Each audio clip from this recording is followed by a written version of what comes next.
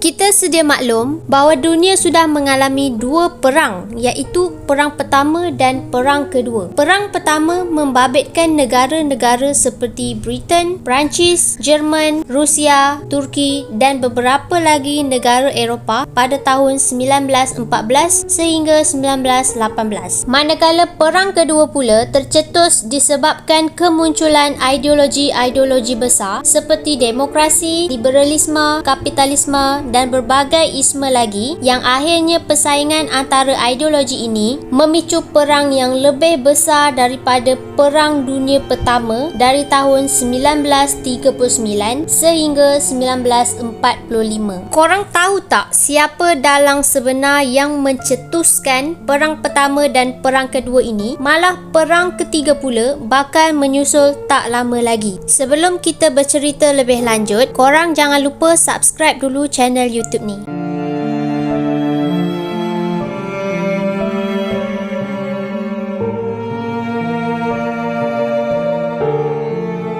Berbalik kepada siapakah dalang sebenar yang mencetuskan Perang Pertama dan Kedua, dia adalah seorang wazir Dajjal laknatullah pada masa lalu yang bernama Albert Pike. Albert Pike sendiri mengaku bahawa perang-perang yang terjadi hasil daripada rancangannya dan rancangan tersebut dilaksanakan oleh kuncu-kuncu Dajjal laknatullah yang lain. Sebelum tu korang pernah dengar tak pasal New World Order? Bagi dah biasa dengar tentang New World Order, Albert Pike inilah yang membina rangka kerja New World Order. Albert Pike dikatakan menjadi pemuja syaitan yang mempelajari ilmu gaib serta sering menyeru Lucifer, iaitu Iblis. Albert Pike juga adalah Grand Master organisasi pemuja syaitan yang dikenali sebagai Order of Palladium yang ditubuhkan di Paris pada tahun 1737. Berbalik kepada kisah Perang Dunia Pertama dan Perang Dunia Kedua, Albert Pike memaklumkan bahawa dia telah menerima suatu mesej gaib dari penasihat kerohaniannya yang sebenarnya suatu wawasan jahat untuk merancang ketiga-tiga perang dunia. Pelan jahat tersebut dibuat melalui surat dan dihantar kepada Giuseppe Mazzini, iaitu seorang ahli politik, pada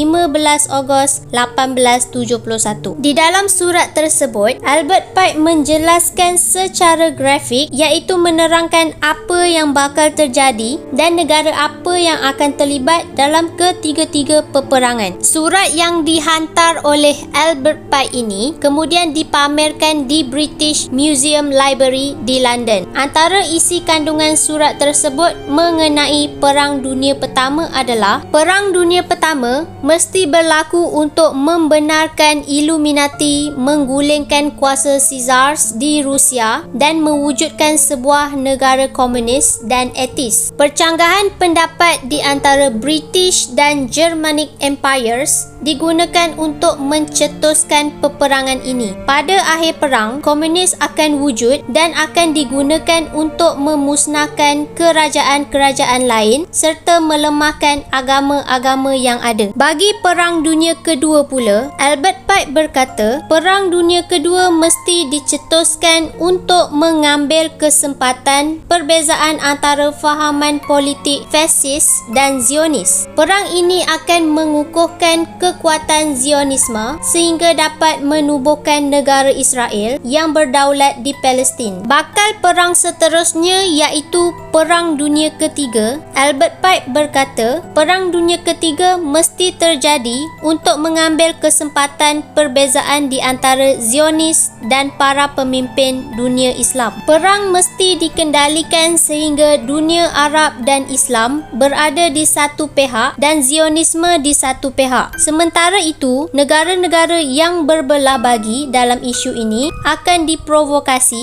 sehingga mereka menentang sesama sendiri yang akan melemahkan fizikal, moral, rohani dan ekonomi mereka. Kami akan membangkitkan fahaman etis dan kami akan mewujudkan protes dan demonstrasi, gerakan reformasi sosial, keganasan dan huru-hara yang dahsyat. Kemudian di mana-mana, manusia akan menentang kaum minoriti, membinasakan tamadun dan sejumlah besar manusia akan kecewa dengan ajaran Kristian. Mereka akan hidup tanpa kompas, cemas dan akhirnya menerima cahaya benar melalui manifestasi Lucifer. Manifestasi ini akan membawa kepada kemusnahan agama Kristian. Demikianlah perancangan yang ditulis Albert Pike di dalam surat mengenai Perang Pertama, Kedua dan Ketiga dalam melaksanakan rancangan Yahudi Raya. Terbuktilah Albert Pike adalah salah seorang daripada 30